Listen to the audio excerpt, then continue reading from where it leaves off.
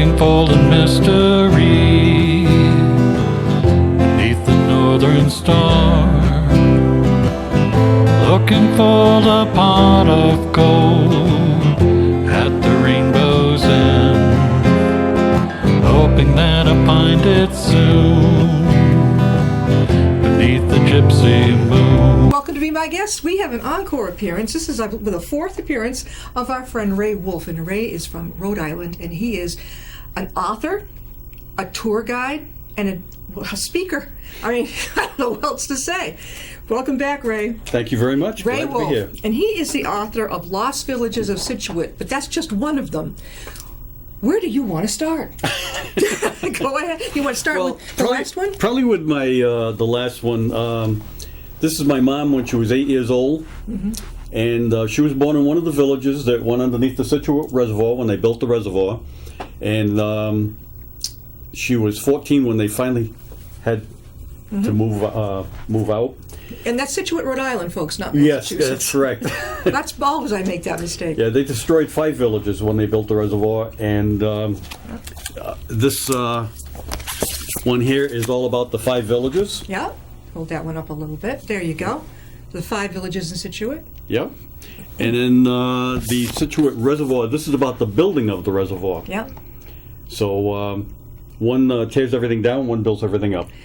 And the story in brief is that, and sadly, a lot of people lost their homes. When did this start? What was the year, Ray? 1915 is when the General Assembly created the City of Providence Water Supply Board and gave them the power of eminent domain to condemn 14,800 acres. And some people just kind of, I don't blame them, they stubbornly didn't want to move. Correct. How did your mother take it? Not good at all. In fact, you can read any of her poems right up until she was 92 years old, and the tone never changes. She never got over it. Never did. How about her parents? Did they, at the time, Her father had passed away prior to that, and her mom moved the family. They actually stayed right almost to the very end. They moved out in 1924, and they started flooding it in 1925. Well, Ray just showed me on the map to make sure Jan knows where Scituate, Rhode Island is. That was a good move. It was like Dad. My dad used to know Ray. And Scituate is on the upper middle part of the state, correct? Yes. We're on the reservoir. Yes. Of Rhode Island. West of Providence. Yeah, west of Providence. Why did they want to make this reservoir? What was the big deal? Providence needed more water, and they needed cleaner water. They were pumping it out of the Patuxent River, and there was at least 15 mills up the Patuxent River dumping their dyes and everything else into the river. So when they were pumping it out downstream to pump it down to Providence, it wasn't very good. Yeah. And they wanted purer water, and they needed more water. Providence was growing, and there wasn't any other way to do it. No. There wasn't any other direction to go. They had 5 different rivers. Seekonk River was one they were thinking of damming up. The Flat River in Coventry, the Patuxent River in Scituate, and they had 5, but they zoomed in on the Patuxent River. They zoomed in there, and it began. Did the people get a notice, like in the mail or in their door?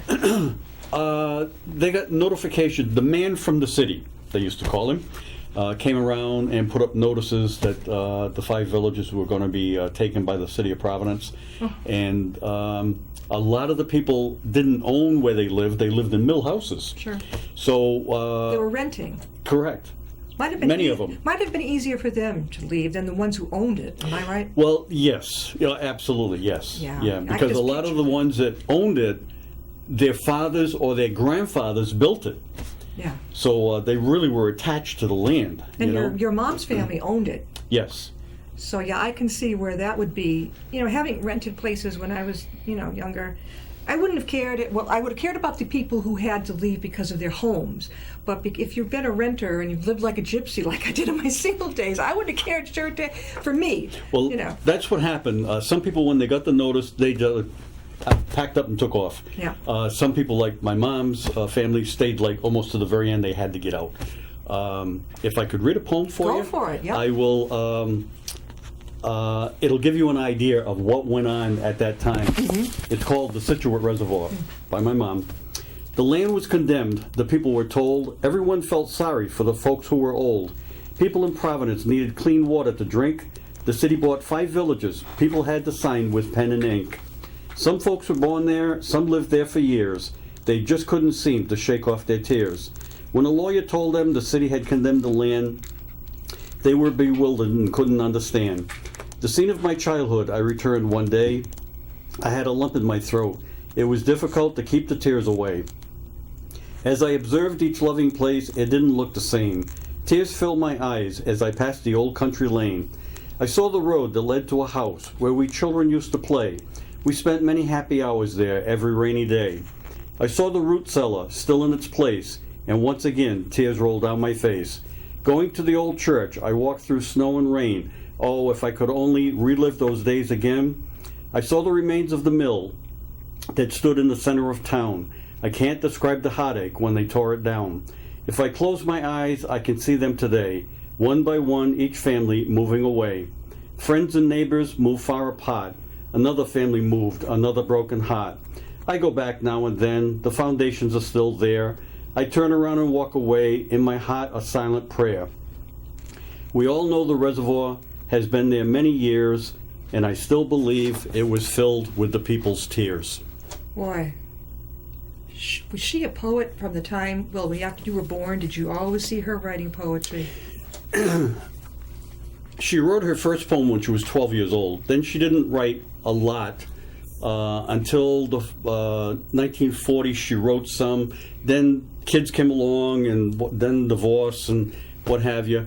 But then around the 1960s, she picked it up again. She did. And I now have 1,700 of her poems. She wrote 17? Yeah, I didn't know she had written that many. Did anybody in the family know she was doing this? She used to have a lot in the local paper. They had a poetry corner. Yeah. And she'd have like 3 in there a week. And people used to write in, oh, we love Mrs. Larson's poems and what have you. And so I knew she wrote a lot. But when I was cleaning out her house when she passed away in 2005, I came across 2 suitcases, the kind you put under a seat on a plane. Yeah. And they were full of handwritten poems. And I started, I read them all, and as I was reading them, I categorized them. Right. That these were about her growing up in Rockland, and these were about her family. Rockland, Rhode Island now, not Massachusetts. And these were about Elvis, these were about Jesus. In fact, last year I just came out with a book that I know she's been waiting for many years.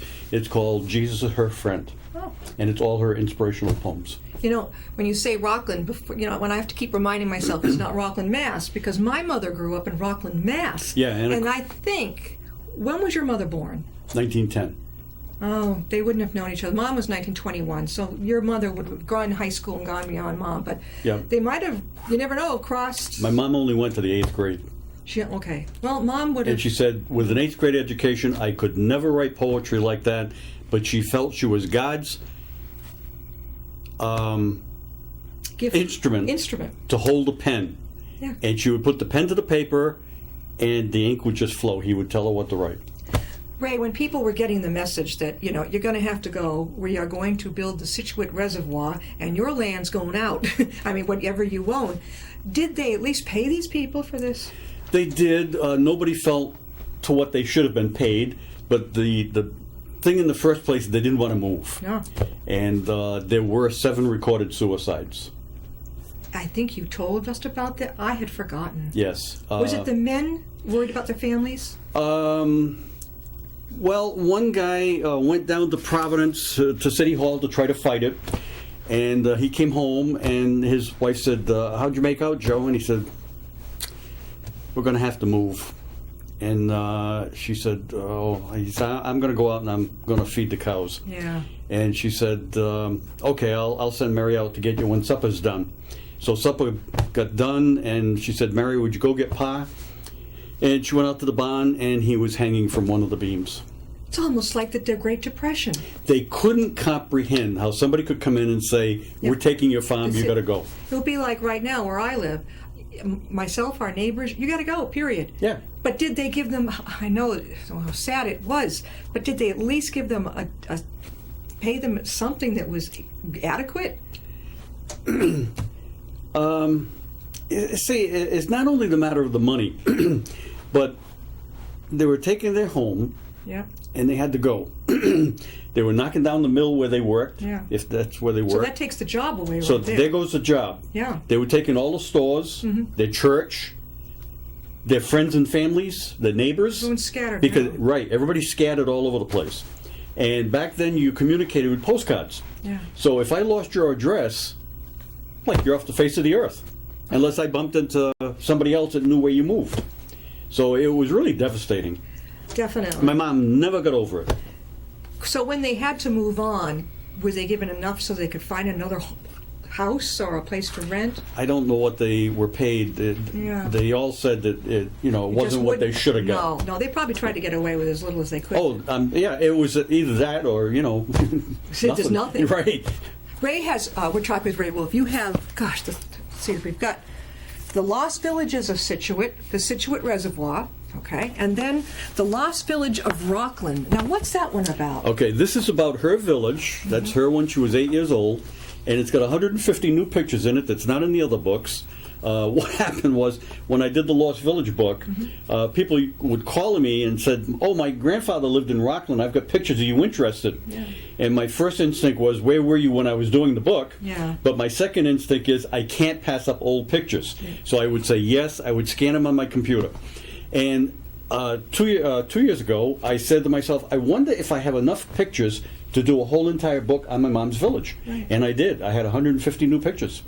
So I put her poems in that she has written about the village, about her school, about her church, about her dad's mill being torn down, and So in Scituate, they had these little villages within it. correct. Hers was Rockland. What were the other little villages? There was Kent, Ashland, South Scituate, and Richmond. And then Rockland. Rockland. So that's like 5, right? Right. Yep. She was in the Rockland one. Yep. I didn't know that. I thought it was just everybody is Scituate. But they had like little Yeah. burgs. Yes. Yeah. In fact, what happened was my grandmother moved the family to Hope, which was just south of the dam, Right. which is a small village in Scituate. You lived there. That's where I live. That's where I was born, brought up, and that's where I'll die. Is that near? I know when I had moved from Cape Cod down to Connecticut, I drove, was it 95 or 91? 95. Okay. I drove down and I had to go through in Rhode Island a part I think called Hope Valley. Hope, No. Hope Hope Valley. Valley. That's the other end of the state. It's so totally different. Totally different. Because I knew the name stuck in my mind. Yeah. Okay, so totally different places. And Ray, where did you grow up? In Scituate. You grow up in Scituate. You, Born and brought up. Yep. oh my gosh. Ray, how can people get a hold of you in order to get these books? They can go, the easiest thing is go on my website. It's www.raywolf, no E on Wolf, books with an S.com. raywolfbooks.com.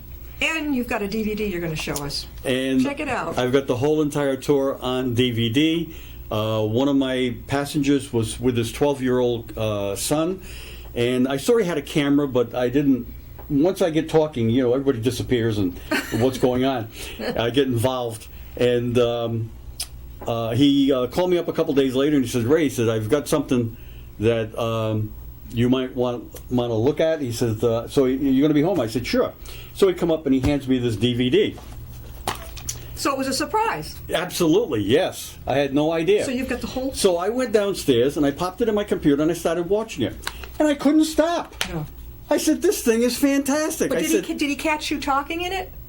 "Oh, yeah. He's got the whole thing right on a tour. Yeah, on the tour bus." Standing up there with a microphone? Exactly. You don't get dizzy or sick looking backwards? No. No? No, not at all. I think I might. Okay.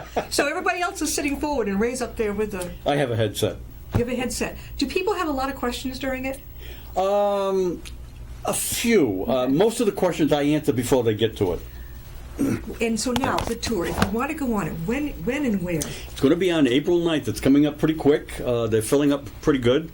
I do a 10:30 tour, a 12:30 tour, and a 2:30 tour. Mm-hmm. Best thing to do is call me at 401-821-0016, and I'll book in the seats for you. All right, so if we don't happen to get this on just before that, that's okay because you can still reach him later. And if not, you can reach me, Jan Lewis, at JJL3000 at Verizon.net, and I can cue you into him. And when is the next one after April?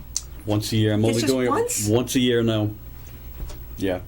I was doing it 4 times a year, and I was doing 4 tours a day. And that's how I've got up to 1,282 people so That's far. a lot. Yeah, I've just got too much going on. the Diner book that I came out with last year. Yeah. Now he's got one on diners in Rhode Island. There's 50 diners in Rhode Island, and this came out last year. This was my 17th book. There you go, Paul. So check it out. It's like, now which diner is on the cover of it? That diner is up in New Hampshire now. They moved physically. They took it. Correct. It was in Johnston, Rhode Island. Yeah. And it was Lloyd's Diner. Yeah. And I found out it was up in New Hampshire, and I was like really beside myself as to who I was going to put on the cover. Yeah. Because no matter who I put, someone's going to say, "How come you didn't put me?" Yeah. Let me see this. I love the colors. So I said, "Well, this was a Rhode Island diner. It is still in business today, only up in New Hampshire." So I said, "That's what's going to be on my cover." Well, I love the colors, the red and the dark blue. Mm-hmm. When did this just get into your mind that you wanted to do this? Well, 2 years ago, I did Route 66 today. Oh, that one, Route 66. What does it say? It says Route 66 today. You went from Chicago, Illinois to Needles, California. Correct. When was this? We did the trip 3 years ago. The book came out 2 years ago. And you would have traveled well with my father because he was European. He'd love to go. He would leave all day on a candy bar. Oh, absolutely. This was it. Boom, boom. Yeah. Mom couldn't keep up with him. Yeah. I came home from a California trip one time, and somebody said, would you do it? I said, I'm ready to go right now. Oh, you too. So how long did it take you to do that trip? 5 weeks. Alone, or did you have company? What happened was I was having coffee with my wife one morning, and I started talking about Route 66. Yeah. And she said, "You've been talking about Route 66 for 7 years. Why don't you just do it?" Yeah. And I said, "Well, you don't want to eat in diners, and you don't want to talk to old people, and that's what I want to do." She said, "Well, then find somebody to go with you." Uh-oh. And I said, "Really?" And she said, "Yeah." She said, "I'll stay home, take care of the house, pay the bills, whatever." Yeah. I said, "Geez," let me say, "Well, I worked with John Donovan for 20 years at AAA." Yeah. And I called him up and I said, "Hey, John, I got an idea. I have a motorhome." And he said, "Geez," he said, I've never thought about it." He said, "But it sounds kind of like interesting." That must be him, the bottom picture. Correct. Yeah, Yep. that's you up top. And he said, "Let's get together and discuss it." And I said, "Okay." So he came down and we talked about it and what have you. And I have a number of books on Route 66, so I had picked out one of the books that were really good. So I said, "Hey, John, why don't you take this home and read it and, kind of update." Well, he came back 2 weeks later. "Okay, when are we going?" Oh, my God.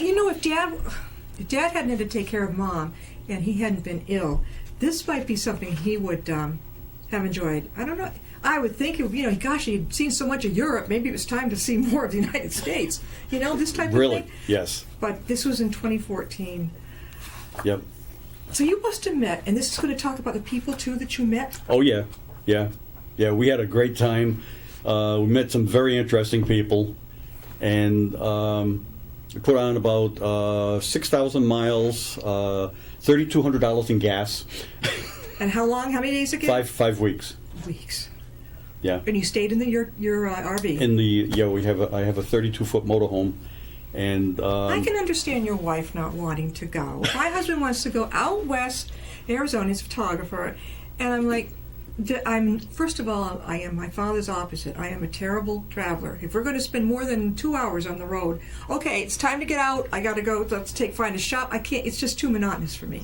Can't take it. I hate it. And then I start feeling abandoned, and my home is so far away. But I'm horrible. I used to drive Dad and Mom nuts. When are we going to get there? And just going from Wilbraham, Mass. to the Cape. Ray used to work with my dad, and Dad thought of something. He said, let's see who sees the bridge first at the Cape, the Sagamore Bridge. So that gave me something to do in the back and to shut me up. So I would be looking for something, but you're like Dad. Something interesting happened. I'm driving along and my cell phone rang. Yeah. And a month after we got back, I had one of my tours I was booking, right? So my cell phone rang. I said, "Oh, it must be my wife," right? So I answered the phone, and it's this lady who wants to book tickets on my tour. Yeah. And I said, "Well, this is interesting." I said, "I'm in Arizona." And she said, "Well, I'm on a ferry going over to Block Island." Really? Yeah. And she booked tickets on my tour. How did she find out about your book, your tour, if she was on a ferry? How did she find that out? She must have picked up a flyer somewhere or something. Yep. All right, now, we've got an excellent book. Speaking of tour, excellent pictures. The Lost Villages Tour. And here's a great picture. What year was this? A lot of the passengers on on the bus with you. Yep. When was this taken? That was 2 years ago. All right, 2 years. How many passengers? It's a 30-passenger bus, but I've got some passengers from my previous tour that I had just dropped off, and these I'm taking out. Do you have anybody who loves to come again and again? I have one family's done it 3 times. I have a number of families that's done it twice. That's a big bus. Where did you get that bus? I rented from Patuxent Valley Bus. You had it from Patuxent. Yeah, I well, remember that name. Arcadia. It's Arcadia now. The Academy bus is. It has a bathroom on board, right? Oh yes, yes. Better have one. Yep. With that many people. Speaker system. Yep. Ray, how can people get a hold of you? Again, if you're going to want to book the tour, it's 821-0016 with a 401 area code. And my books are on Amazon, but if you order them through my website, you're going to get an autographed copy. And it's www.raywolfbooks.com. And this is about basically the Scituate, Rhode Island. I would almost say almost a tragedy to the people who lived there. And the reservoir came in, basically told them, you're gone. That means if you owned a house, if you were renting, no more. Basically, try and picture that now. And they said, we're coming in and we're making a reservoir. And Yep. you are history. How much notice did they get before things started going down south there? Probably a year before things, they had the survey and what have you. And there were So, 7 suicides. It was almost like the Depression. People just couldn't handle. Yep. The first book, The Lost Villages of Scituate, The Lost Village of Rockland, which was one of the little burgs in Scituate, and the Scituate Reservoir tells you the history of That's that, the too. building of the reservoir. That's the building of it. Yep. And then, not related, Route 66 today, his travels out there to diners. No, this was different. This was just to go out there and check it out. Yep. And then we've got Rhode Island diners today. And how many Rhode 50. 50. Is there anything you have done? Okay, so I'm driving around one day and I say, okay, that's my 17th book that came out. Yeah. Do I want to do another one? And I said, well, what the heck? I'm retired. Why not? Yeah. So, okay, what can I do? Let's see. I got Route 66 today. I've got Rhode Island diners today. I wonder if there's enough outhouses in Rhode Island to do a book. So my could do next that book coming next. out, it's going to be in, my shipment's going to be in April 3rd. The books will arrive? Yeah. What's it called? Rhode Island outhouses today. Oh. There are different. No, you're not including I those. get the same same reaction from everybody. But I got to tell you something. When I got up to 180, Yeah. I figured I needed 135 to do the book. Or a gas mask, right? And when I got up to 180, and then a lady emailed me a list of another 21, I'm going, oh my God. This color is extremely expensive to publish. Yeah. And I said, I'm not going to make anything on this because Yeah. it's all going to be in publishing. Sure. So I said, you know what? I think I've got enough here to split it into 2. So it's going to be Rhode Island Outhouses and Rhode Island Outhouses 2. That'll be out probably in June. Now, you're not talking about... I'm over 250 so far. all right, you're not talking about the kind that the construction workers with their auto, they're more Oh, modern and stuff. no. You're talking about the real deal there. Oh, yeah. 1800s, 1700, I've caught a couple. The wooden thing with just the circle in the middle, right? Well, most of them have 3 or 4. My chapters are, In the same... yeah, It's like a 3-seater? yeah. But usually what they have is a large one for Dad, a smaller one for Mom, and then a small one for the kids. And sometimes the kids are down lower. Sometimes they have a step up so the kid can get up to the seat. Did you have fun doing this? I found one that I don't think there's another one. I don't think in the country is like it. I know there's not one in Rhode Island. Why stop there? Come to Massachusetts. We've got outhouses here, too. Most outhouses are rectangular. Yeah. Okay, because they don't have to be deep, because all you need is a seat and a place for your feet. Yeah. That's it. Yeah. So most of them are rectangular. I walk up to this one here, and it was behind what used to be a tavern back in the 1700s. Yeah. It was square, and it was big. And I'm going, wow, that's different. Why do you need all this room in there, right? Well, when we went in, what happened was they 45'd off each corner. And there was a hole in each corner. 4 holes? Mm. With Yeah. doors? No doors. No, door when you walk in. And I said, did they sit there and play cards or what? It didn't say men, women, it just... Oh, no. Now, when outhouses began back in Europe in about 500 years ago. Most people were illiterate. They couldn't read women. Okay, so they had to come up with symbols to let people know. Okay, when you see that symbol, it's men. When you see that symbol, it's women. So the sun was always masculine, and the stars were masculine. So they said, we'll use a star or a sun for men, and we'll use a moon for the women, which was considered feminine. But if they use a moon, a regular moon, it would look just like a sun. Yeah. So they made the crescent moon. That was women. Then what happened was men either used the trees or they used the women's, so the men's kind of dropped off. Yeah. And that's why most outhouses you see the crescent moon. It's communal now. Yeah. Yeah. Yeah. I'm glad I don't live back then. I've got 3 of them I have found 6-seaters. Whoa. I would not want to share So that. my chapters are 1, 2, 3, 4, 5, 6. Yeah. 1-seater, 2-seater, 3-seater, 4-seater, 5-seater, 6-seater. My 7th chapter is in-house. Yeah.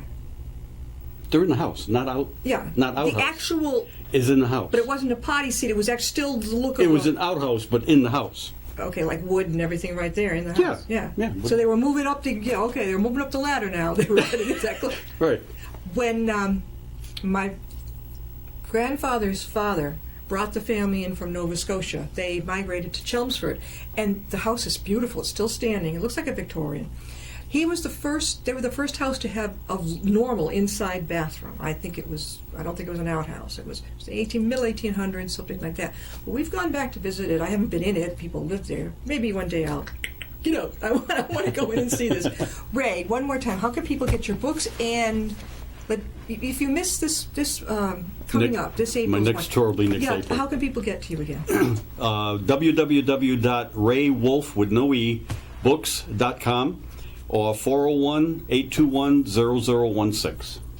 Excellent. Now, your new book is coming up almost immediately. It'll be out April 3rd. April 3rd. The first part. Will you come back? I want to see. This is the Absolutely. outhouses one, Yeah. right? Oh, guys, Yeah. we are really good. This is. Oh boy, yeah. What did you? I get the same reaction from everybody. But even people that don't have an outhouse, they want the book. Oh, well, definitely. It's going to be a good seller. Ray has a wonderful sense of humor and a sense of adventure that, I can relate to. I saw my father like that. This is awesome. Ray, thanks so much. Thank you for having me. Very much. We're going to have you back Enjoyed it. quick soon. You name it, I'll All be right. here. Okay. We'll see you Okay. next time if you're my guest.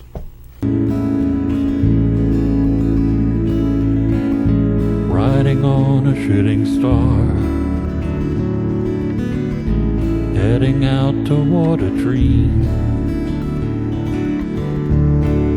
Tomorrow's even closer than it seems.